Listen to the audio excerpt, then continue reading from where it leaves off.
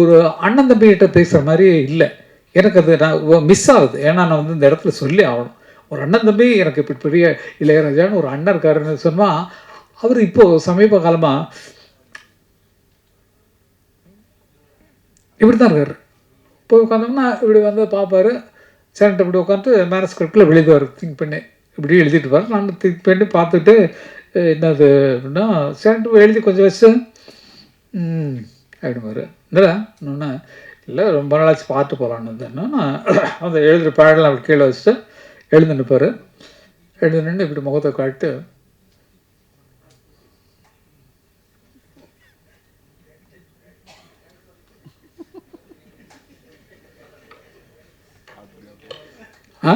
அப்படின்பாரு. அப்போ பார்த்துட்டு இல்லை போடான்னு சொல்கிறியா நீ அப்படின்னு. அப்படிதான் பார்த்து தான் சொல்லணும். எங்கடா போடுறேன்னு சொல்லக்கூடாது. எங்கடா போடுறேன் அப்படின்னு அதற்குத்தான் சொல்றேன் அப்படின்னு பேசுறாங்களே மேடையிலாம். அது அந்த டைம்ல வால்யூம் கொடுத்து எந்த இடத்துல குறைக்கணுங்கிறத வச்சு தான் அரசியலே ஓடிட்டு இருக்கு. அரசியலே பார்த்தீங்கன்னா எல்லாரும் பேசுறது அந்த மாதிரி தான் இருக்கு. அப்படிப்பட்ட சொன்னா அதுக்காகத்தான் சொல்றேன் நினைச்சு பாரு என்று சொல்லி பேசுறதுலாம் இந்த மாடுலேஷன்லாம் சினிமா இருந்து கிடைச்சது தான் அரசியல்வாதிகளுக்கு. அரசியல்வாதிகளுக்கு இல்லைன்னா பாவம் வராது. பல பேர் நீங்களே யாரை பற்றி சொல்கிறேன்னு சொல்ல வேண்டாம். இது வந்து ஏன்னா எதுக்கு யூடியூப்ல இளையராஜா இசையமைத்த பாடல்கள் போட்டு எதுக்கு கங்காபரண எழுதின பாட்டு போடுறதில்ல? எங்க யூடியூப் ஆட்கள் தேடி பிடிச்சி போடுங்க சார். நீங்க யார் எழுதுனாங்கன்ட்டு போடுங்க. எங்களுக்கு 2 பேரால தான் உருவாக்கப்பட்டது. நல்லது யோசிங்க. இளையராஜா டியூன் கொடுக்க நாங்கள்லாம் பாட்டு எழுத. சிந்திய வெண்மணி சிப்பியில் முத்தாச்சு என் கண்ணம்மா, செந்நிற மேனியில் என் மனம் பித்தாச்சு, சேலாடும் கண்ணில் பாலூரும் நேரம், செவ்வானம் எங்கும் பொன் தூவும் கோலம், சிந்திய வெண்மணி சிப்பியில் முத்தாச்சு எழுதுறோம். அப்போ இவ்வளவு ஆழமான பாட்டை கவனிக்கிறது இல்லை. நீங்க வெறும் டியூனை கேட்டு விட்டுருங்க. உள்ள பாருங்க என்ன கஷ்டப்பட்டு எழுதியிருப்போங்கிறது. எந்த பாட்டுமே சாரோட டைரக்ஷன்ல படும்போது நான் கிளாமர் கிருஷ்ணமூர்த்திட்ட அசிஸ்டன்ட் பிஆர்ஓ இருந்தேன். பொழுது விடிஞ்சாச்சு, வெள்ளைப்புறா ஒன்றுன்னு நிறைய படம் நான் பண்ணிட்டு இருக்கும்போது என்னோட வேலையை பார்த்து செண்பகமே படத்தில் வந்து என்னை பிஆர்ஓவா வேலை கொடுத்து பண்ணார். அதுக்கப்புறம் என்னோட வளர்ச்சியில் கோழி கூதெல்லாம் பண்ணிட்டு இருக்கும்போது இண்டிவிஜுவலாக 91 ஒரு படம் எடுக்க வந்தோம். ராமராஜன் வந்து என்னை ப்ரொடியூசர் ஆக்கி விட்டார். நான் 2 ஃப்ரெண்டுங்களுக்காண்டி கால்ஷீட் கேட்டு போனேன். கால்ஷீட் கொடுத்தா என்ன வந்து பிஆர்ஓ பண்ணுவேன்னு. இல்லை நீங்கள் விஜயமுல்லியை பார்ட்னராக சேர்த்துங்க, நான் டேட்டு தரேன்னாரு ராமராஜன். சரின்னு சொல்லிட்டு அவரை கன்ஃபார்ம் பண்ணிவிட்டு அமர் சாரை போய் பார்த்தேன். அப்போ இளையராஜா சார் மியூசிக் பண்ணால் நல்லாயிருக்கும் சார்னு சொன்னேன். சரி வாப்பாக்கு என்ன பண்ணித்தரேன் அப்படின்னாரு. ஒரு அட்வான்ஸ் எடுத்துகிட்டு ஸ்டில்ஸ் ரவி எல்லாம் கூட்டிட்டு நாங்கள்லாம் போய் கொடுத்தோம் இளையராஜா பிரசாத் லேபில். அதில் வந்து பழங்கள்லாம் வச்சு ஒரு 100 ரூபா கட்டை வச்சு கொடுக்க சொன்னார் ஸ்டில்ஸ் ரவி. அதெல்லாம் எழுதுனா இந்த பணத்தை மட்டும் ராஜா சார் எடுத்துக்கிட்டு இந்த பழம்லாம் ப்ரொடியூசருக்கு தேவைப்படும், நீங்கள் எடுத்துகிட்டு போங்கன்ட்டார் காமெடியாக. அப்புறம் சின்ன ஒரு முரண்பாடு வந்துருச்சு ராமராஜன் சாருக்கும் ராஜா சாருக்கும். அப்போ என்ன ஆயிடுச்சுன்னா, இல்லை நீங்கள் அப்புறம் தேவா மியூசிக் போட்டுக்கலாம் அப்படின்னு ராமராஜன் சொன்னார். அப்போ மனசுக்கேற்ற மகராசா படம் நல்லா ஓடிட்டு இருந்தது. உடனே அமர் சார்கிட்ட சொன்னேன், சார் இது மாதிரி என்ன சார் இப்படி ஆகுதுன்னு சொன்னேன். அப்போ உட்லேண்ட்ஸில் இருந்தார்.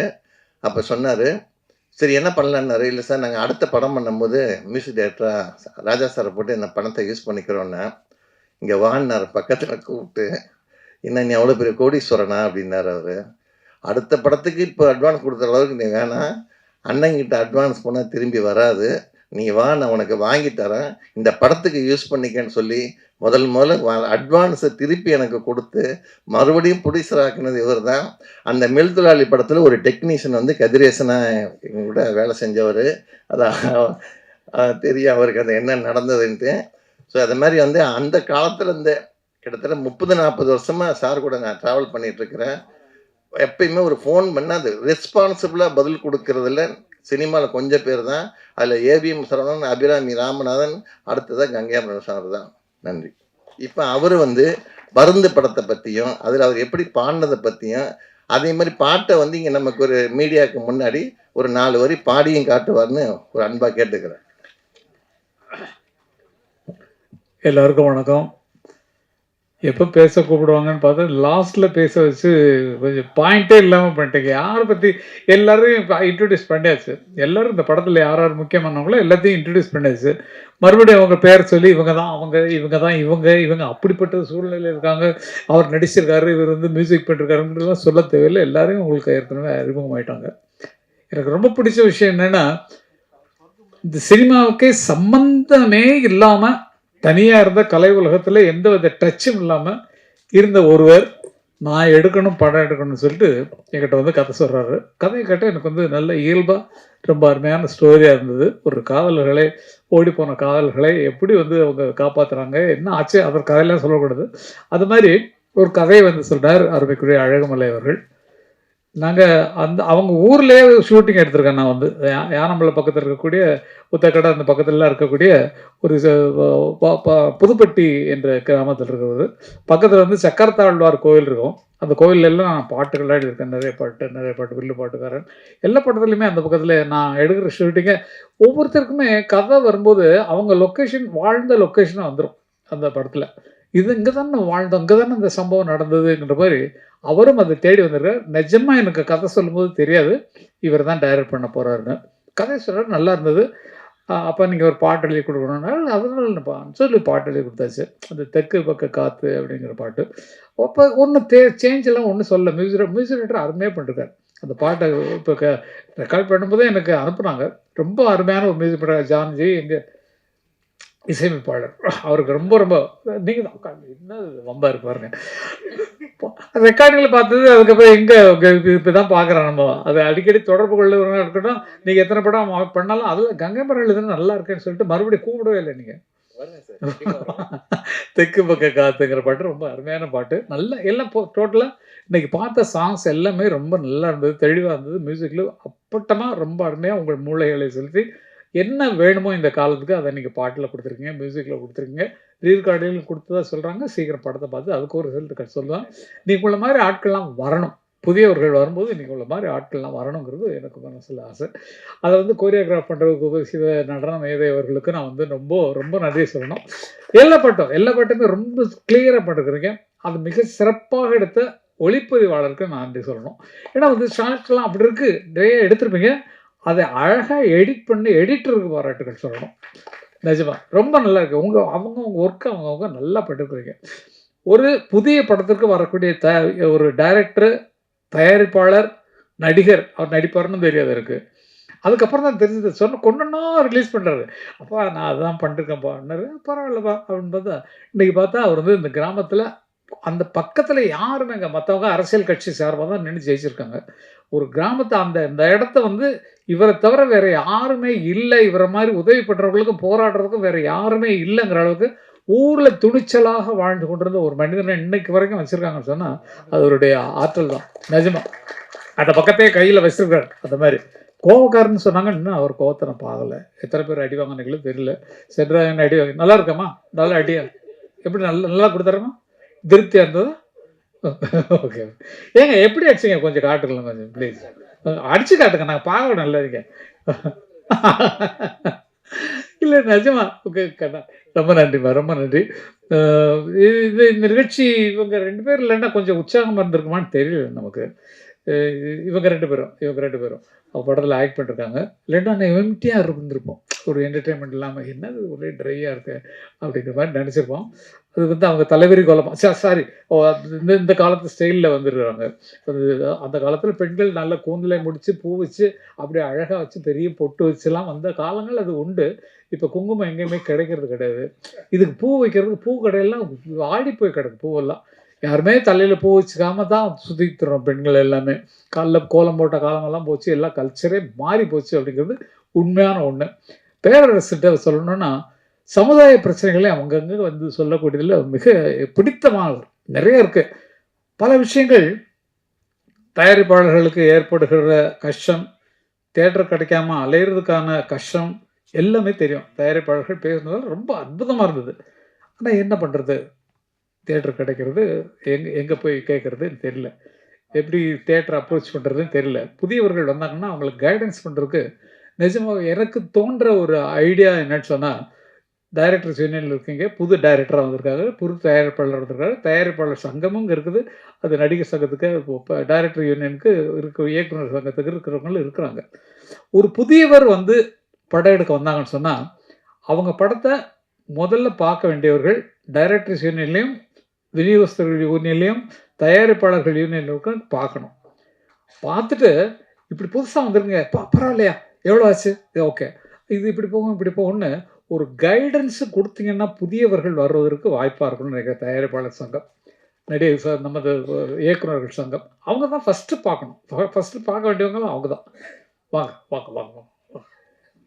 எதிர்பார்த்தேன். ஆக்சுவலி இது படம் எடுத்து முடிச்சுட்டு பார்க்குறது வேஸ்ட்டு. முன்னாடி படம் எடுக்க முன்னாடியே என்ன கதை பண்ண போகிறோம் அப்படி வந்தாங்கன்னா, நாங்கள் இந்த கதை திரைக்கதை வச்சு ஒரு குரூப் இருக்குல்ல, டிஸ்கஷன் குரூப்புங்கிறது உங்கள் காலத்தோட போச்சு, எங்கள் காலத்தோட போச்சு. இப்போ டிஸ்கஷனுங்கிறது இல்லை, நினச்சதை எடுக்கிறது தான் இன்றைக்கி படமாக போச்சு. அவங்க நினச்சி எடுக்கிறனால தான் இன்றைக்கி படங்கள் தரம் இல்லாமல் வருது. அப்போ யார் வந்தாலும் சரி, எங்கள் இயக்குனர் சங்கம் சார்பாக நாங்கள் ஒரு குரூப்பை கூட அனுப்புகிறோம், கதையை சொல்லுங்கள், அவங்க வழி நடத்துவாங்க. அப்போ ஃபஸ்ட்டு அடித்தளம் அஸ்திவாரங்கிறது கதை தான். நீங்கள் கதையை சரி பண்ணாதான் அதுக்கடுத்து நம்ம வந்து கிளைமேக்ஸ் போகிறோம், ஃபஸ்ட் பிகினிங்க்கு வரணும். அதனால் எங்கள் இயக்குனர் சங்கம் யார் புதுமுக இயக்குனர் வந்தாலும் உங்களுக்கு கதையை சரிப்படுத்துவதற்கு வந்தாங்கன்னா நாங்கள் ரெடியாக இருக்கோம். ஓகே, இயக்குனர் தயாரிப்பு சங்கமும் இன்றைக்கி வழிநடத்த ரெடியாக இருக்காங்க. ஆரோக்கியம் சிமத்தி மலரும். அது கொஞ்சம் சிக்கல் கண்ணா. ஏன்னா வந்து உங்கள் டைரக்டர் சீனில் வந்து சொன்னோம்னா புதுசாக படம் எடுக்கிறவங்க அந்த சீனை தூக்கி வச்சுட்டாங்கன்னா நாங்கள்லாம் ஒன்றும் பண்ண முடியாது. ஐயோ அந்த சீன் நல்லா இருக்கையா, அடுத்து நமக்கு வருது, அந்த கேரக்டர் அப்படியே இங்கே வச்சுக்கலாமே அப்படின்னு சொன்னால் பண்ண மாட்டாங்க. சும்மா நான் வேடிக்கைக்காக சொல்கிறேன். எல்லாரும் சுய சிந்தனையில் உள்ளவங்க. ஆனால் ஆமாம்மா நான் தான் சாட்சி.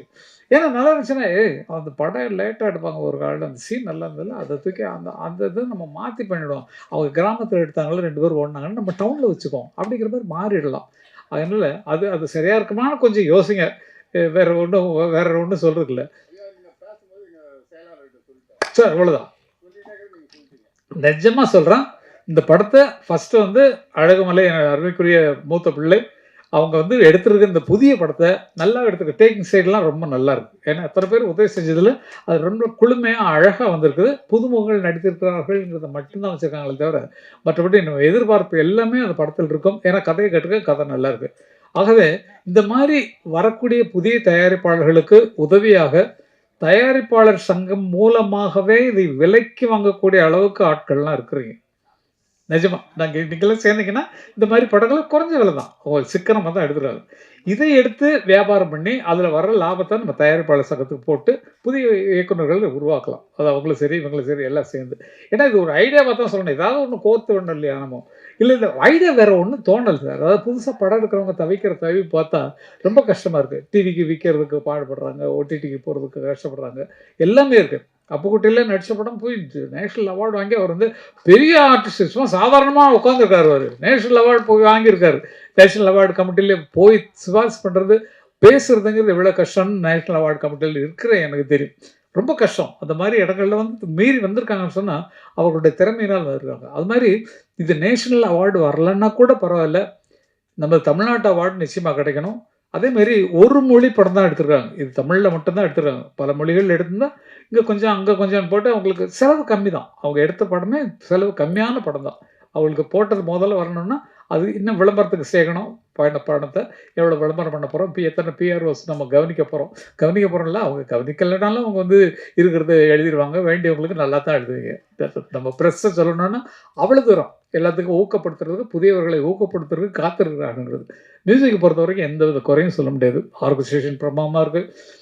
யாரோ ஒருத்தர் பேத்தா சாங் ஒருத்தர் பாடினார். அவர் ரொம்ப அதுக்கப்புறம் நீங்கள் கூப்பிடவே இல்லை. அவரை கூப்பிட்டு பாட்டு புதுமுகம் யாரோ பாடுக்கா, அந்த சின்ன பையன் ஒரு பையன் பாடுக்கான். ட்ரெஸ்ஸை பற்றி சொல்கிறார் அவர் வந்து.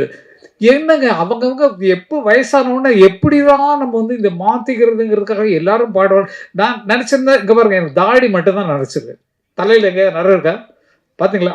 அப்போ அப்படி வயசில் இருக்கும்போது நான் இப்படி ஹீரோயின்லாம் வரும்போது நான் வந்து ஒரு மாதிரி என்னென்னா தாத்தான்னு சொல்லி கூப்பிட்டாங்கன்னா நான் என்னம்மா பண்ணுறது, ஏம்மா இப்படி பண்ணுறீங்க நீங்கள்? இந்த மாதிரி எல்லாம் திங்க் பண்ணாதீங்க. நல்லா வரட்டும். நீங்களும் சின்ன பிள்ளை தான், என்னை விட ரொம்ப சின்ன பிள்ளைங்க.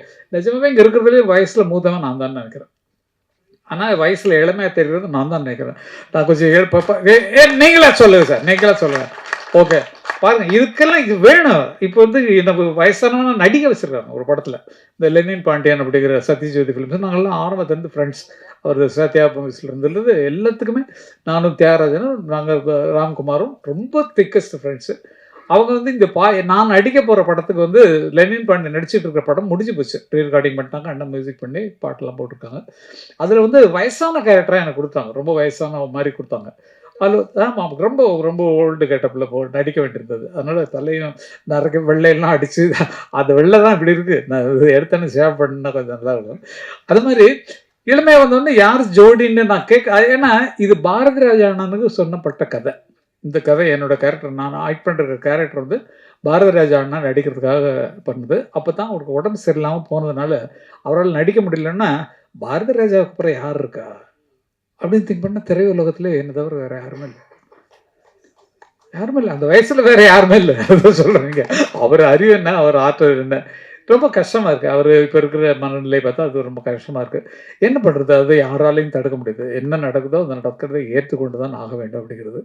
ஆறுதல் சொல்லி மாளாது. அந்த மாதிரி சாதனை பண்ணியவர்கள் என்ன அறிமுகப்படுத்தினா பெரிய. இப்போ அடுத்து வர 77வது வருஷம் தான் வந்து 67ல் வந்து படம் வந்தது, 77ல் படம் வந்தது 16 வயதில். அதில் வந்து நான் வந்து அது 50வது வருஷம். அண்ணன் 76ல் அன்னக்கிள்ளியில் வந்தார். அன்னக்கிள்ளியில் தான் அண்ணனுக்கு இன்னைக்கு 50வது வருஷம் ஓடிக்கு. மே 10ஆம் தேதி அது அந்த படத்தினுடைய 50வது ஆண்டு விழா வருது. 77ல் தான் நானும் பாக்யராஜும் அறிமுகமானோம் திரைப்பட உலகிற்கு. அவர் அசிஸ்டன்ட் டைரக்டராக தான் அறிமுகமானார், நான் பாடலாசிரியராக அறிமுகமானேன். ஆனால் 50வது விழா பாக்யராஜ் கொண்டாடிட்டார். அது என்ன கணக்குன்னு தெரியல. இது ஒன்றும் தப்பு இல்லை. ஓகே, அது தெரிஞ்சுக்கிட்டோம் இல்லையா. ஏதோ நல்ல சந்தர்ப்பத்தில் அவர் வந்து யூஸ் பண்ணிட்டார்.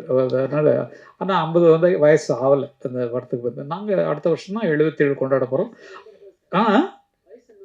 நான் வயசு இல்லை, படத்துக்கு சொல்கிறேன். படத்தில் அறிமுகமாகி டைட்டிலில் பேர் வச்சது 77 தான் நாங்கள் எங்கள் பேர் வெளியே வந்தது. அப்போ அடுத்த வருஷம் தான் நாங்கள் வர்றது 50. அது பாக்யராஜ் அவர்கள் என்ன காரணத்துக்காக 50 அப்போ நானும் கொண்டாடிருக்கணும் இல்லையா. வேணாம், அது வேண்டாம், நல்லபடியாக அது இருக்கோம். அதுவே பெரிய விஷயம். 50 வருஷம் இருந்திருக்கோம். அதுக்கு முதல்ல ஒரு 5 வருஷம் வந்து நாங்கள் வந்து இப்போ இசைக்கலைஞர்களாக வாழ்ந்திருக்கோம். ஜி.கே. வெங்கடேஷ் மலையாள படங்கள், தெலுங்கு படங்கள் அங்கே ரெக்கார்டிங் நடக்கும்போது கிட்டாரிஸ்டாக இசை கலைஞர்களாக வாழ்ந்தவங்க தான் நாங்கள். அதில் கற்றுக்கிட்டு தான் மேலே மேலே வந்தோம். ஜி.கே. வெங்கடேஷ் அவர்கள் எங்களுக்கு குருநாதர். அவருடைய படங்களுக்கு பண்ணோம். எங்கள் வாத்தியார் வந்து சந்திரலேகாவுக்கு ஜி தன்ராஜ் மாஸ்டர் அவங்க தான் ரீ ரெக்கார்டிங் பண்ணாங்க. அவங்க வந்து பழைய பாடல்கள்லாம் எடுத்து வெஸ்டர்ன் சாங்காக அப்படி கொண்டு வந்தது ஃபஸ்ட்டு எங்கள் மாஸ்டர் தான், ஜி தன்ராஜ் மாஸ்டர்.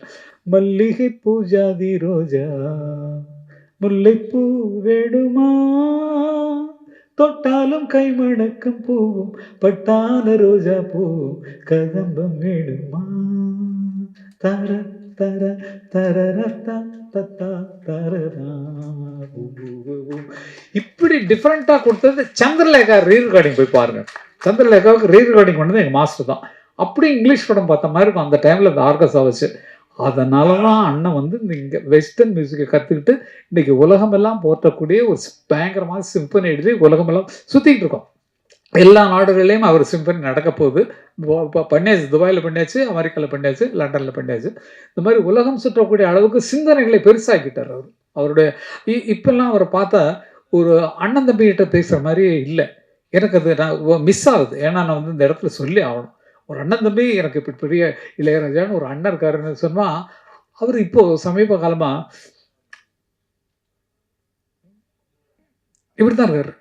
இப்போ உட்காந்தோம்னா இப்படி வந்து பார்ப்பார், சேனட்டை இப்படி உட்காந்து மேனஸ்கிரிப்டில் எழுதுவார். திங்க் பண்ணி இப்படி எழுதிட்டு இருப்பார். நான் திங்க் பண்ணி பார்த்துட்டு என்னது அப்படின்னா சேனட்டு எழுதி கொஞ்சம் வச்சு அப்படின்பாரு. இல்லைடா இன்னொன்று இல்லை, ரொம்ப நாளாச்சு பார்த்து போகலான்னு வந்தேன்னா அந்த எழுதுகிற பேடெல்லாம் அப்படி கீழே வச்சுட்டு எழுந்து நிற்பார். எழுந்து நின்று இப்படி முகத்தை காட்டு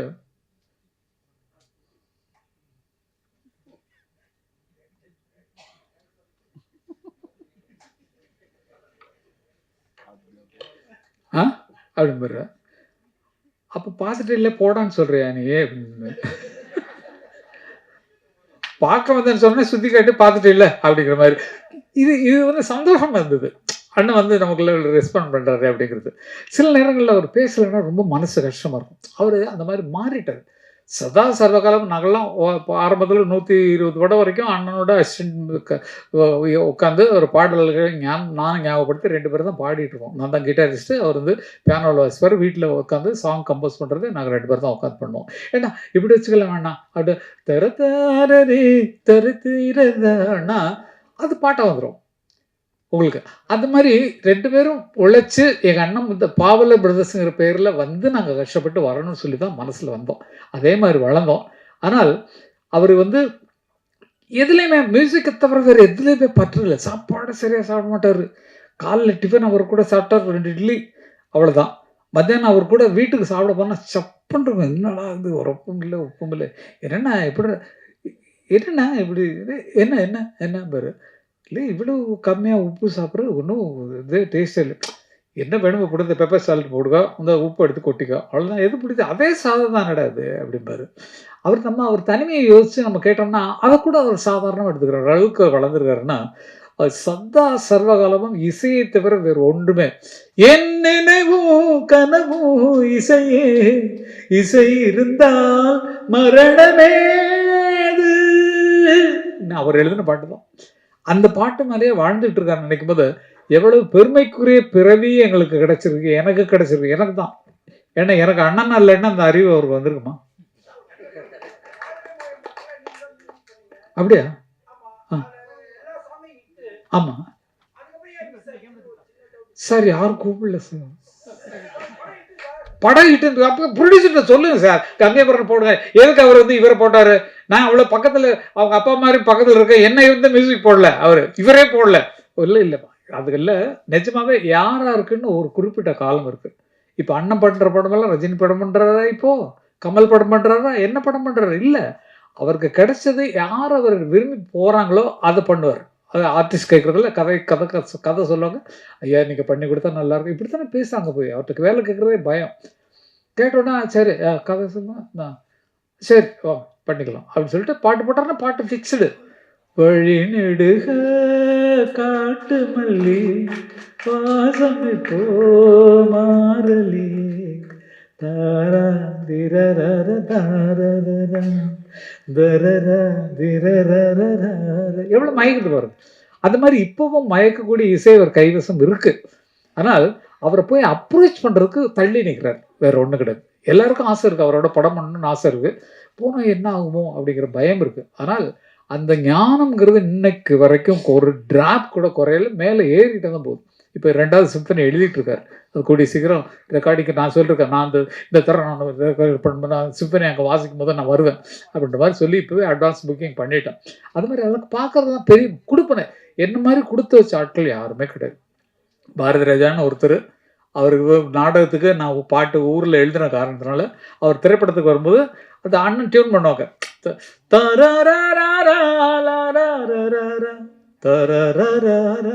போட்டார்னா அமரு இதுக்கு ஏதாவது வார்த்தை சொல்லு, சும்மா போய் டம்மியாக பாடி காட்டுக்கிறார் டியூனு. வார்த்தை சொன்னோன்னே நான் வந்து அதே சந்தம் தான், செந்தாழம்பூவே செந்தாழம்பூவேன்னு எழுதிருக்கலாம். ஆனால் வந்து எனக்கு வந்து சாஃப்டாக வேர்டு வரணுமே அப்படிங்கிறதுக்காக செந்தூர பூவே செந்தூர பூவே ஜில்லென்ற காற்றே என் மன்னன் எங்கே என் மன்னன் எங்கே நீ கொஞ்சம் சொல்லாயோன்னு. அப்போ யாருக்குமே தெரியல செந்தூர பூவேன்னு ஒன்று இருக்குன்னு யாருக்குமே தெரியாது. ஜேசுதாஸ் தான் எடா அது எதடா செந்தூர பூ எடா உண்டு ஏன் அறியல அப்படின்னாரு. இல்லைங்க, எனக்கு வந்த வார்த்தை தரிசனம், அந்த டியூனை கேட்டோன்னே எனக்கு வந்த வார்த்தை, அந்த வார்த்தைன்னா செந்தூர பூ அகராதிலே இல்லாத ஒரு பூ. அதை இல்லவே இல்லை, செந்தூர பூன்னு ஒரு பூவே கிடையாது. அப்புறம் நான் சொன்னதுக்கப்புறம் தான் அந்த பூ இல்லைன்னு தெரியும். சிவகுமார் என்ன சொல்லுவாங்க, பூவோட பேர் எல்லாம் சொல்லிட்டு வருவாங்க, அதில் செந்தூர பூ இருக்காது, செந்தூர பூன்னு ஒரு பூவே இல்லை. அப்படி நான் இல்லாத பூவை எழுதி அதே ஒரு டைட்டில் வச்சு படம் கூட எடுத்தாங்க, சித்தருப்புன்னு சொல்லிட்டு. எவ்வளோ பெரிய ஞானி பாருங்க, வருங்காலத்தை உணர்ந்து சொல்லக்கூடிய ஒரு ஆளாக பிறந்திருக்காங்க பாருங்க. பாருங்க செந்துருக்கம், அது செந்துருக்கம். நான் நினச்சி எழுதுனது அதுதான், கரெக்டாக சொன்னார் ஜி. என்னென்னா செந்துருக்கம்னு வைப்பாங்க. செந்துருக்கம்ன்றது குங்குமத்துக்கு பதிலாக கிராமத்தில் வச்சுக்கிற ஒரு அவங்களே மேக் பண்ண ஒரு செந்தூர போட்டு, செந்தூர புட்டு வச்சுக்கிட்டாங்க, செந்தூர போட்டு வச்சுருக்கேன் என்ன சொல்லுவாங்கள்ல அது. அப்போ செந்துருக்க பூன்னா ஒருவேளை குங்கும பூவாக இருக்குமோன்னு எனக்கு ஒரு ஐடியா. செந்துருக்கம் அது குங்குமம் இருக்கிற இடத்துல இருக்குது, அப்போ செந்திருக்கோங்கிறது குங்குமத்தை சேர்ந்த ஜாதியாக இருக்கும். அதனால குங்கும பூவே எழுத முடியாது, டியூனுக்கு சரியா இருக்காது. அதனால அது அப்படி வந்ததுதான் அது பாட்டு. ஏதோ நம்ம நினைக்கிற கற்பனை நம்ம அது வர்ற வரைக்கும் எங்க இருந்து வருதுன்னு நமக்கு தெரியாது. திங்க் பண்ணி உட்காடுறோம், பேப்பர் எடுக்கிறோம், அவர் மியூசிக் போடுறாரு, சுதி போடுறாரு, ஏதோ டெம்போ ஒன்று அப்படி தடக்கு தடக்கு தடக்கு டக்கு டக்கு டக்குன்னா போடுறாரு, போட்டு ஒரு டியூன் ஆயிடுது. அதுக்கு வார்த்தை எழுதுனா உயிர் வந்துடுது, பாடின ஒன்று இன்னும் தூக்குது, ஆர்கெஸ்ட்ரா போடுறோன்னு இன்னும் பலமாகுது. அப்படி ஒன்னொன்னா அவங்க திங்கிங்ல வர்றதை தவிர, ஆனா ஆக்டிங்கிறது ஃபிக்ஸ். டைரக்டர் வந்து இப்படித்தான் வேணும், எங்கடா போறேன் அப்படிதான் பார்த்து சொல்லணும், எங்கடா போறேன்னு சொல்லக்கூடாது, எங்கடா போறேன் அப்படின்னு அதற்குத்தான் சொல்றேன் அப்படின்னு பேசுறாங்களே மேடையில எல்லாம். அது அந்த டைம்ல வால்யூம் கொடுத்து எந்த இடத்துல குறைக்கணுங்கிறத வச்சுதான் அரசியலே ஓடிட்டு இருக்கு. அரசியலே பாத்தீங்கன்னா எல்லாரும் பேசுறது அந்த மாதிரி தான் இருக்கு. அப்படிப்பட்ட சொன்னா அதுக்காகத்தான் சொல்றேன், நினைச்சு பாருன்னு சொல்லி பேசுறதுதான். இந்த மாடுலேஷன்லாம் சினிமா வருது கிடைச்சது தான் அரசியல்வாதிகளுக்கு. அரசியல்வாதிகளுக்கு இல்லைன்னா பாவம் வராது. பல பேர் நீங்களே யாரை பத்தி சொல்றேன்னு சொல்ல வேண்டாம். ஏன்னா எல்லாரும் அப்படித்தான் இருக்கணும். நாங்க என்ன செய்யல நாட்டுக்கு எங்களை மாதிரி அப்படிங்கிற மாதிரி எல்லாம் வரத்தான் செய்யும். அப்போ சினிமா கலைஞனு நடிப்புங்கிறது எல்லா இடத்துலயும் பரவிடுச்சு. அரசியல்லையும் சரி, எல்லா வீட்லயும் சரி, எல்லா இடங்கள்லயும் இந்த சினிமா பாணியில வரக்கூடிய டைலாக்ஸ், பாவங்கள் எல்லாமே பழகி போச்சு. அதை சரியாக எடுத்துக்கொண்டது கொடுத்தது தம்பி அழகுமலை அவருடைய பிள்ளைக்கு தான் சொல்லணும். ஏன்னா கிராமத்தில் இருக்க அந்த கதையை கொண்டு வந்தார். கதையை கேட்கும்போது நல்லா இருந்தது. அவர் இன்னும் பார்த்தா நடிச்சிருக்கிறாரு, அதையும் பார்த்தார். ஆனா கொஞ்சம் மேக்கப் குறைச்சிருக்கலாம் நீங்க, கொஞ்சம் மேக்கப் குறைச்சிருக்கலாம். ஏன்னா இயல்பா இப்போ நான் நடிச்ச படத்துல வந்து எனக்கு சுத்தமா மேக்கப் இல்லை. நான் பிளாக்கா இருக்கிறதுக்கு அந்த வெயில்ல அலைஞ்சு ஃபேஸ் இன்னும் கருப்பா போச்சு. நான் வந்து இந்த ரோஜார் சொன்னேன், ஏமா கொஞ்சம் மேக்கப் எனக்கு மேட்ச் ஆகாமா, ஏன் நீங்க வந்து அழகா இருக்கிற பொண்ணு தானே, உங்க கதைப்படியே வந்து அழகா இருக்கிற பொண்ணை பார்த்து தானே சந்தையில் இருக்கிற பொண்ணு நீங்க வந்து கல்யாணம் பண்ணுறீங்க, நான் கொஞ்சம் அப்படி இப்படி இருந்தாலும் ஒன்று தப்பு கிடையாது, சும்மா இருக்கேன் அப்படின்னு. சும்மா இருக்கிற நேரத்துல ரோஜாவோட அரட்டை அடிக்கிறதுக்கு சூப்பரா இருக்கும். பழசெல்லாம் ஞாபகம் வருது. அந்த நாள் ஞாபகம் நெச்சிலே வந்து சும்மா இருக்கேன் அப்படின்னும். ஏம்மா இப்போ தாம்மா உன்னை பார்க்க முடியுது, பேச முடியுதுன்னு சொல்லிட்டு கிண்டல் பண்ணி அந்த ஷூட்டிங்கவே ஜாலியாகிறது வேலையாக இருக்கும். பொழுது போகிறதே தெரியாது. அவங்க டைரக்டர் பாவம், அவங்க அடுத்த ஷாட்டுக்கு திங்க் பண்ணிருப்பாங்க.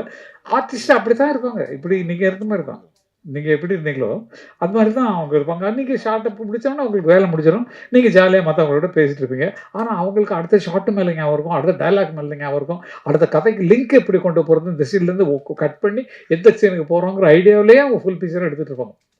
ஆக தொழில்முறையாக எடுத்துக்கொண்டு டைரக்டராக புதிதாக மலர்ந்திருக்கக்கூடிய அழகுமலை அவர்களுக்கு அந்த பக்கத்தில் நாங்கள் எடுக்காத இடமே இல்லை. அழகர் மலை, இது அழகுமலை, அது அழகர் மலை. அழகர் மலையில் நாங்கள் கால் படாத இடமே கிடையாது.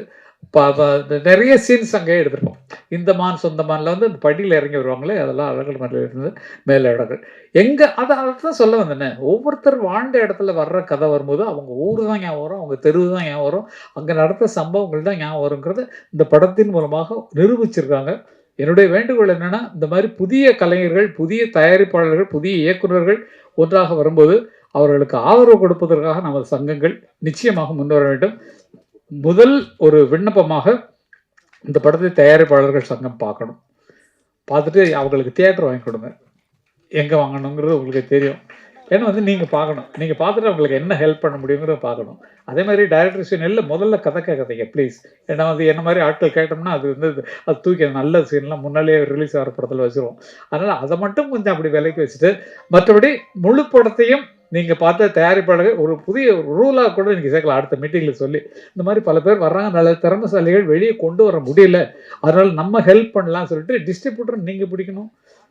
தியேட்டரை யார்கிட்ட போய் கேட்கணுமோ அது அவங்களுக்கு விடாமல் நீங்களே அந்த தியேட்டர்லாம் யார் வச்சுருக்காங்களோ, யார் கான்ட்ராக்டில் இருக்கோ அவங்கள்ட்ட சொல்லி, ஐயா ப்ளீஸ் உங்களுக்கு ஒரு 10 தியேட்டர் கொடுங்க ஐயா அப்படிங்கிற மாதிரி கேட்டு அவங்களுக்கு வாங்கி கொடுத்தீங்கன்னா தயாரிப்பாளர்களாக புதிதாக வருபவர்களுக்கும் உதவியாக இருக்கும், புதிய இயக்குநர்களாக வருபவர்களுக்கும் அது உதவிகரமாக இருக்கும். இதில் இப்போ பெரிய லாபம் நீங்கள் சம்பாதிக்கலாம் சார். ஏன்னா வந்து இந்த ஹீரோயின்ஸ்லாம் நீங்கள் இன்ட்ரடியூஸ் பண்ணிக்க, அடுத்த படத்தில் பயங்கரமாக சம்பளம் வாங்குவாங்க புதுமுகங்கள். அதனால் நீங்கள் வந்து அவங்களுக்கு பேமெண்ட் கொடுக்காம நடிக்க வைக்கணும். ஏன்னா நீங்கள் உங்களுக்கு இது அடையாளம் தானம்மா.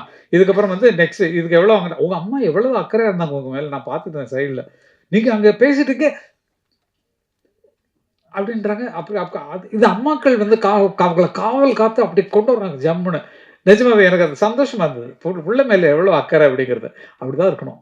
நீங்க உங்க வயசுக்கு தகுந்த மாதிரி தான் இருப்பீங்க. அவங்க ஷூட்டிங் வர வேண்டாம்னு சொல்லுவாங்க. நீ ஜாலியா சந்தோஷமா இருக்கலாம். வரணுமா? அம்மா வரணும். அவ்வளோ மோசமா இருக்காங்களா மத்தவங்கலாம்? ஆ? அவ்வளோ நம்பிக்கை இல்லையா? ஓகேப்பா. இல்ல சும்மா ஜாலிக்கு ஏதாவது இவங்களுக்கு விஷயம் வேணுமேன்னு இருக்காது நான் சொல்றேன். வேற ஒண்ணும் கிடையாது. அம்மா அவ்வளவு பொறுப்பா இருக்கிறது தான் நல்லது. பார்த்துக்கணும். பொண்ண பார்த்துக்கணும். ஆனா இந்த காலத்துல அப்படி இல்லம்மா. எல்லாம் ஃப்ரெண்ட்ஸா தான் பழகுறாங்க. நம்ம சும்மா தப்பா நெனைக்கிறோம். எல்லாம் ஃப்ரெண்ட்ஸா பழகுறாங்க. இப்ப ஹீரோயினும் சரி, இவங்களும் சரி. நீங்களும் 2 பேரும் ஹீரோயினா? 2 ஹீரோயினா? ஓகே. அப்போ அவங்களுக்கு சௌகரியமா இருக்கக்கூடிய குரூப் தான் பக்கத்துல இருக்கு. அதனால நம்பி விடலாம். இந்த காலத்துல அப்படி இல்ல. எல்லாம் ஃப்ரெண்ட்ஸா தான் பழகுறாங்க அப்படிங்கிறத உணர்ந்துக்கணும். அது மாரி வேற என்ன சொல்றதுக்கு ஒண்ணுமே இல்ல. எல்லாத்தையும் பேசியாச்சு. ஏதாவது அவ்வளோதான். நீங்க இப்போ மியூசிக் பண்றத பத்தி கேட்டீங்க. அதான் அப்படி போயிருக்கு. பாட்டு எழுதுறத பத்தி என்ன நல்ல பாட்டு கேட்டு தெற்கு பக்க காத்து அப்படிங்கிற மாரி அதுல ஒரு பாட்டு எழுத வச்சார். முன்னால பாட்டு எழுதுனோம்னா, சார் இன்னொரு ஆல்டர்னேட்டிவ் பல்லவி இருந்தா நல்லா இருக்குமேன்னா, நிஜமாவே அண்ணாட்ட எழுதின பாட்டு எல்லாமே ஃபர்ஸ்ட் ஒரு பாட்டு போட்டுருவார். இப்போ ஒரு வார்த்தை சொல்லி பாடிடுவார். ஒரு உதாரணத்தை சொல்லணும்னா, ஆ மாங்குயிலே மாங்குயில மட்டும் வந்துரும். மாங்குயிலே தனத்தானே பாடுவாரு. அப்ப அந்த மாங்குயிலை பிடிச்சு நம்ம போனோம். அப்ப மாங்குயிலே பூங்குயிலே செய்தி ஒண்ணு கேளு, உன்ன மாலையிட தேடி வரும் நாளு எந்த நாளு. அப்ப நம்ம இஷ்டம்தான். கால தழுவி நிற்கும் கனகமணி கொலுசு எம்மா நானாக மாற இப்போ நினைக்குதம்மா மனசு உள்ள இருக்குதீங்க வெளியே என்ன பேச்சு. புரிஞ்சதா? கால தழுவி நிற்கும் கொலுசு நானாக மாற இப்போ நினைக்குதம்மா மனசு. அட நீங்க உள்ள இருக்கிறீங்க வெளியே என்ன பேசு, மனசுக்குள்ள இருக்கிறீங்க எனக்கு கொலுசை பத்தி சொல்லிடுங்க, காலில் கொலுசு மாதிரின்னு அப்படிங்கிற மாதிரிலாம் எழுதிருக்கேன். யாருமே இதை சொல்லவே இல்லை. இத்தனை பேர் இத்தனை கேட்டிருக்கீங்க. இந்த மனசு நஞ்சனரம் தான், வந்து விழுந்த நல்ல விதை தான், சந்திரனம் தான் சாட்சியம் வச்சு சொன்ன கதை தான், சொந்த கதை தான். தோளை தொட்டு ஆற ஐயா சொர்க்கத்துல சேர, மாலை வந்து ஏற, பொண்ணு சம்மதத்தை கூற, சந்தனம் கரைச்சு பூசணும் எனக்கு, முத்தையன் கணக்கு மொத்தமும் உனக்கு. இப்ப பாடும்போது தெரியுது இல்லை அவங்களுக்கு? ஏன் இந்த வார்த்தையை ரசிக்க மாட்டேங்கிறீங்க? எதுக்கு யூடியூப்ல இளையராஜா இசையமைத்த பாடல்கள் போட்டு, எதுக்கு கங்கபரண எழுதின பாட்டு போடுறது இல்லை? எங்க யூடியூப் ஆட்கள் தேடி பிடிச்சு போடுங்க சார். நீங்க யாரை எழுதுனாங்கன்ட்டு போடுங்க. எங்களுக்கு 2 பேரால தான் உருவாக்கப்பட்டது. நல்லது யோசிங்க. இளையராஜா டியூன் கொடுக்க நாங்கள்லாம் பாட்டு எழுத.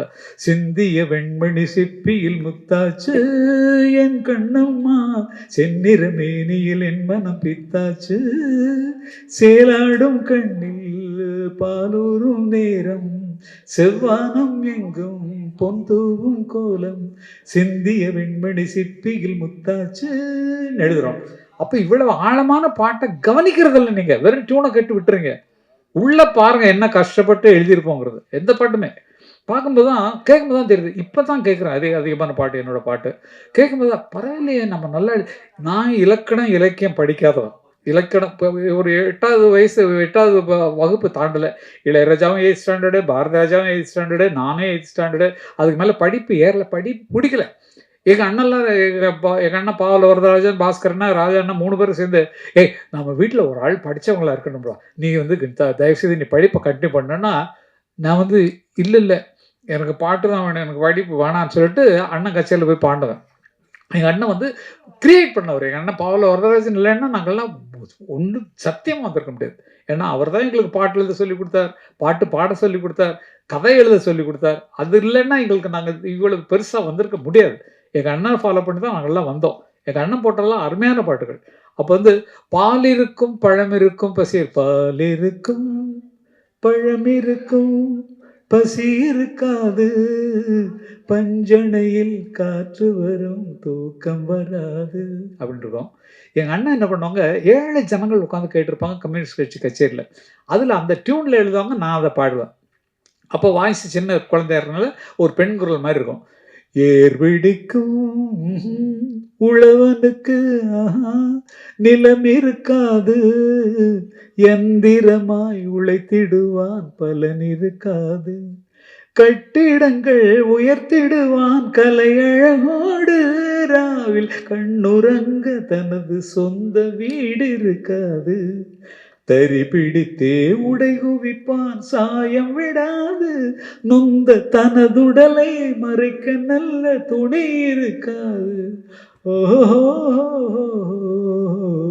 ஏர்விடிக்கும் உழவனுக்கு நிலம் இருக்காது, எந்திரமாய் உழைத்திடுவான் பலன் இருக்காது.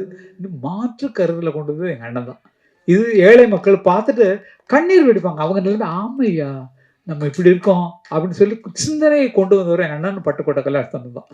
தஞ்சாவூர் சைடில் பட்டுக்கோட்டை கல்யாணஸ்தலம், மதுரை சைடு அந்த சைடுலாம் எங்க அண்ணனுடைய ஆட்சி தான். கேரளா எலெக்ஷன்ல ஜெயிக்க வச்சதே எங்க அண்ணன் தான். பாவலர் பாடி தான். சிக்கிக்கிட்டு முழிக்குதம்மா வெக்கங்கெட்ட காளை ரெண்டு, முட்டி உடஞ்ச காளையன் கண்ணம்மா, இது மூக்கு கயிறு அந்த காளையம் பொன்னம்மா, 10 ஆண்டு காலமாக அத்துக்கிட்டு மேஞ்ச காளை, வித்தாரம் பேசிக்கிட்டு என் கண்ணம்மா, இப்ப வீடு வீடா சுத்தி வருகுது பொன்னம்மா. காங்கிரஸ் கட்சிக்கு மாடுதான், காளை மாடு தான் வந்து அடையாள இது தேர்தல் சின்னம். அதனால சிக்கிக்கிட்ட முடிக்குதுமா வெக்கங்கட்ட காளை ரெண்டுன்னு எழுதி புரட்சியை ஏற்படுத்தினவர். அழற பாட்டு போட்டாங்கன்னா ஐயோ, அந்த மாதிரி அழுத ஜனங்கள் அழுது நாங்கள் பார்த்துருக்கோம். அது மாதிரி எல்லா உணர்வுகளையும் கொண்டு வரக்கூடிய எங்கள் இசை தகப்பன் எங்கள் அண்ணன் மட்டும் பாவலர் இல்லைன்னா எங்களுக்கு இந்த வாழ்க்கை இல்லை. நோ இசை உலகம், நோ பாட்டுறது, நோ பாடுறது. அப்போ எங்களுக்கு குருவா ஒவ்வொருத்தருமே அப்படிதான். உங்கள் பிள்ளைகள்லாம் எப்படி தான் வரப்போகிறாங்கன்னு நினைக்கிறேன். எல்லாருடைய பிள்ளைகளும் நான் அப்பா மாதிரி வரணும் அப்படிங்கிற எண்ணம் அவங்களுக்கு வருது. உங்கள் பிள்ளை சரி, உங்கள் பிள்ளை சரி, எல்லாருமே படுவாங்க. உங்களுக்கு குழந்தை வரும்போது அவங்க நடிக்கிறனால நடிக்கிறவங்களாம் கூடாதுன்னு சொல்லக்கூடாது. நீங்கள் நடிகையாக வந்துட்டீங்க, அதனால உங்கள் குழந்தைகளே கலையில் வளங்க. நிஜமாகவே ரொம்ப சந்தோஷமான ஒரு வாழ்த்துக்காக வந்திருப்பது எனக்கு ரொம்ப மிக்க மகிழ்ச்சி. எனது மூத்த பிள்ளையான அருமைக்குரிய அழகுமணி அவர்கள் மிகச் சிறப்பாக அவர் என்ன நம்பி கதை சொன்னார், என்னை நம்பி இந்த இதில் இறங்கினார். ஆனால் எனக்கு தெரியாத பல சர்ப்ரைஸை கொடுத்துருக்காரு. நடிச்சிருக்காரு, கதை எழுதியிருக்காரு, பாட்டு எழுதியிருக்காரு, நடிச்சிருக்காரு, எத்தனையும் பண்ணிருக்காரு, டைரக்டும் பண்ணிருக்காரு. அதனால அந்த அசோசியேட் டைரக்டருக்கும் என்னுடைய பாராட்டுகள். மிக்க துணையாக இருந்து அவங்க வந்து அந்த படத்துக்கு மிக்க உதவியாக இருந்திருக்கிறார்கள். ஆகவே அவர்களுக்கும் கொஞ்சம் காட்டுங்களேன் உங்கள் முகத்தை எங்கே இருக்கீங்க, எதுக்கு மேடையில் இருக்க வேண்டியவர், எதுக்கு நீங்கள் கீழே இறங்குறீங்க? ஓகே, அதனால் அத்தனை பேருக்கும் அவருக்கு உதவியாக எனக்கு ஆகினால் உங்களுக்கெல்லாம் பாராட்டு. ஏன்னா வந்து இத்தனை பேர் ஒரு கட்டடம் கட்டுறதுக்கு முதலாளியாக இருந்தால் போகிறோம், மற்றவெல்லாம் கூலி ஆட்கள் வச்சு பண்ணிடுவாங்க. ஆனால் அத்தனையிலையும் இருந்து அழகுமலை அவர்கள் சாதித்திருக்கிறான்னு சொல்லும்போது இன்னும் அருமையான படங்களை எடுக்க வேண்டும். உங்களுக்கு மனசுல எந்த ஆர்டிஸ்ட் இருக்கோ அவைகள்லாம் போட்டு வியாபாரத்துக்காக கொஞ்சம் அப்படியும் கொஞ்சம் நீங்க மாறணும்னு சொல்லி, ஏன்னா புதுமுகங்களுக்கு அதிகமான விலை வர்றது கொஞ்சம் இந்த காலத்துல கொஞ்சம் கஷ்டமா இருக்கு. அவங்க என்ன விலை கேட்டாலும் கொடுத்துருவாங்கப்பா அப்படிங்கிற மாதிரி வந்துடும். ஆகவே அதெல்லாம் சொல்லி இவங்க பாப்புலர் ஹீரோயின் ஆயிட்டாங்க, இவங்கெல்லாம் சேர்த்துங்கப்பா, நான் சிபாரிசு பண்றேன். ஓகே, அது மாதிரி புதியவர்கள் வருவதை வரவேற்று வாங்க வாங்க வாங்க, நிறைய பேருக்கு வேலை கொடுங்க அப்படின்னு சொல்லி கேட்டுட்டு இந்த நிகழ்ச்சியில் பங்கு பெற்றது எனக்கு மிக மிக மகிழ்ச்சி. ஏன்னா இந்த மூத்த பிள்ளையான அழகுமலை அவர்கள் நடத்திய எல்லா விஷயங்களுக்கும் என் மனமார்ந்த பாராட்டுகளை தெரிவிக்கிறேன். வெற்றி விழாவில் உங்களை வந்து மதுரையில் சந்திச்சு இன்னும் பாராட்டணும்னு எனக்கு ஆசை.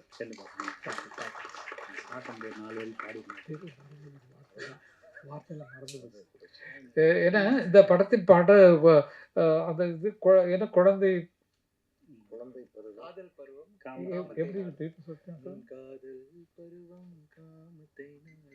எனக்கு ரொம்ப பேஸ்ட கொடுத்தாரு. இந்த காதல் பருவம் காமத்தை நாடும், காம பருவம் குழந்தையை நாடும், குழந்தை பருவம் குழந்தை பருவம் வாலிபத்தை நாடும், வாலிப பருவம் இல்ல எனக்கு முன்னால கீ எடுத்து கொடுக்கணும், டயலாக் கொடுக்குற மாதிரி. வாலிப பருவம் இல்ல, அதை பாடக்கூடாது, இப்படி கீ எடுக்கணும் தெரியுங்களா? நான் குழந்தை வாலிப பருவம் போது அடுத்த வாரம் நீங்க சொல்றேன், வாலிப பருவம் முதுமையை நாடும், இப்படிதான் அந்த டயலாக் எடுத்து கொடுக்கறது நீங்க பார்த்துருப்பீங்க. அது மாதிரி மிகச்சிறப்பாக இசையமைத்ததற்கும் மிகச்சிறப்பாக பாடல் எழுதி படத்தை இயக்கியதற்கும் எனக்கும் ஒரு சான்ஸ் கொடுத்து பாட்டு எழுதி கொடுக்க தெற்கு பக்கு காத்து இன்னொரு பாட்டு கொடுத்ததற்கும் நான் நன்றியை தெரிவித்துக் கொள்கிறேன். இந்த மாதிரி புதியவர்கள் வர வேண்டும், சினிமா உலகை வாழ வைக்க வேண்டும் என்று தம்பிகள் சார்பாக, அப்புக்குட்டி சார்பாக, சென்றாயன், ஐயோ நீங்கள் இந்த இதில் கூரை பிச்சுட்டு போனீங்களே, கூரையில் ஏறி போய் கரண்ட்டு வயர்லாம் தொட்டு அது நடிப்பா இல்லை வந்து ரியலாகவே பண்ணிக்கலாம். ஆனால் நடிப்புதுன்னா நாங்கள் கேட்குறோம், எப்போ போய் அப்போ தாங்க ரேட்டிங் ஏறும் அப்படிங்கிற மாதிரி பண்ணிருக்காங்கன்னு நினைக்கிறேன் நான். அது தெரியல, எனக்கு உண்மையிலே தெரியல. செட்டப் உள்ளே இருக்கிறது இந்த மாதிரி இருக்குது எனக்கு தெரியும். இப்படி போனேன்னா உனக்கு பயங்கர பேர் வரியான்னு அதே ஒரு ப்ளஸ் பாயிண்ட் ஆகி போச்சு. ஆகவே எல்லா கஷ்டமும் பட்டு தான் நம்ம மேலே வர்றோம். எவ்வளோ கஷ்டப்பட்டிருக்கோம். அந்த கஷ்டத்தில் இந்த கஷ்டமாக வந்து உயர்ந்து நிற்கிறோன்னா இன்றைக்கி செம்ராயன்னு தெரியும், எனக்கு அப்புக்குட்டி தெரியும்னு சொன்னால் அவங்க பட்ட கஷ்டங்கள் தான். நாங்கள் பட்ட கஷ்டங்கள் மாதிரி அத்தனை பேரும் கஷ்டப்பட்டு தான் வந்திருக்கோம். அந்த கஷ்டத்துக்கு மிகுந்த பலனை கொடுக்க வேண்டியது தயாரிப்பாளர்கள் யூனியன், அங்கே இயக்குநர்கள் சங்கம், அவங்க தான் புதியவர்களை காப்பாற்ற வேண்டும் என்று கேட்டுக்கொண்டு எல்லாருக்கும் பாரதி கண்ணன் அவர்களுக்கும் நான் வந்து ரொம்ப நன்றியை சொல்ல கடன்பட்டுருக்கிறேன். அவர் முதல்ல கரகாட்டக்காரன் வாங்கி வந்தது நம்மளாம் அது கொடுத்து வச்சுட்டோம். அது வந்து வெற்றி அமைஞ்சதுக்கு எல்லாம் நல்லதே நடக்கும், நல்லவர்களுக்கு நல்லதே வரும். தெம்பாக இருப்போம், திடமாக இருப்போம், உறுதியாக இருப்போம், உணர்ச்சி பூர்வமாக இருப்போம். வாழ்வோம் வாழ்வோம் வாழ்வோம், அனைவரும் வளமுடன். எனக்கு பக்கத்துணையாக வந்த ரவிகாந்த் அவர்களுக்கு நான் நன்றியை சொல்ல கடமைப்பட்டிருக்கிறேன். அவர் எனக்கு மிக நெருங்கிய ஒரு பிள்ளை. அவர் வந்து எங்கே போனாலும் என்னை விட மாட்டார், தனியாக விட மாட்டார். எனக்கு கொஞ்சம் வயசு இப்போ 47 ஆகுது. அந்த 47 வயசில் நமக்கு கொடுத்தா என்னது என்னாச்சு 47 வயசுலேயே எனக்கு இந்த மாதிரி கொஞ்சம் ஒரு சின்ன ப்ராப்ளத்தினால இந்த எலெக்ஷனில் என்னென்னா அதில் கொஞ்சம் இருக்கிறதுனால காலில் கொஞ்சம் இப்போ தான் ட்ரீட்மெண்ட்டுக்கெலாம் போயிட்டு வரோம். 47 வயசுலேயே இப்படி இருக்கேன்னு நீங்களாம் ரொம்ப சந்தோஷப்படும். 47 வயசு தான் பார்த்துங்க. ஓகே, ரொம்ப நன்றி. வாழ்க அனைவரும் என்று வாழ்த்து விடைபெறுகிறேன். நன்றி, வணக்கம், தேங்க்யூ. Okay, thank you.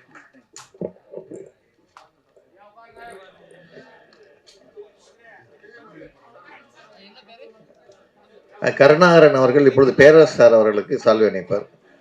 இந்த படத்துக்கு வந்து இவ்வளோ நேரம் பொறுமையாக இருந்த முதல்ல பத்திரிகையாளர்களுக்கு தான் நம்ம நன்றி சொல்லணும். இப்போ அடுத்ததை சிடி வெளியிட போகிறோம். கொஞ்சம் நன்றி தெரிவித்தேன். கங்கைமரன் சார் அவர்கள், கதிரேசன், கமலக்கண்ணன், பேரரசு, கருணாகரன், அப்புக்குட்டி, சென்றாயன் அனைவருக்கும், பாரதி கண்ணன் முதலான அனைவருக்கும் நன்றி தெரிவிச்சுக்கிறோம். இந்த படத்தோட ஆடியோவை கங்கைமரன், தமிழ் திரைப்பட தயாரிப்பாளர் சங்கத்தின் செயலாளர் கதிரேசன், துணைத் தலைவர் கமலக்கண்ணன், இயக்குனர் பேரரசு, பாரதி கண்ணன், ரவிகாந்த், ராஜா ஆகியோர் இணைந்து வெளியிட, அழகுமலை தலைமையில் இசையமைப்பாளர் Jones Rupert, cameraman Kasi, dance master Ashokrajan, stunt master Murugan, editor Jai Krishna, direction மேற்பார்வை வசந்தகுமார், கதாநாயகிகள் சர்மிதா, அமனா, ரவிகாந்த், மேனேஜர் நரசிம்மன் ஆகியோர் இணைந்து பெற்றுக்கொள்வார்கள்.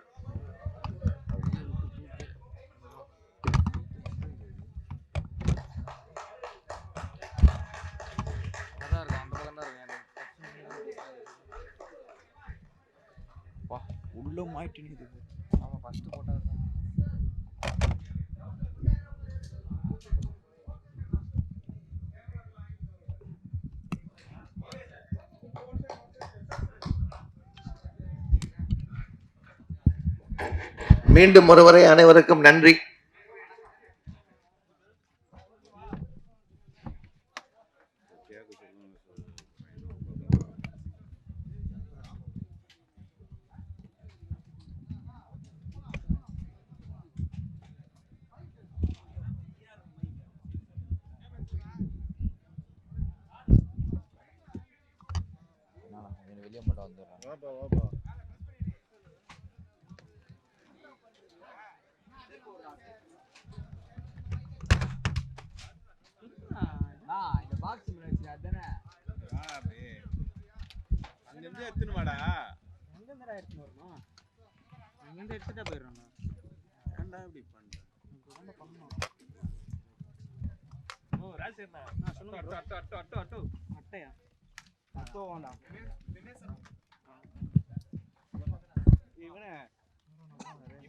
இவனே அப்படி போனா நீ போவ இரு. இவனே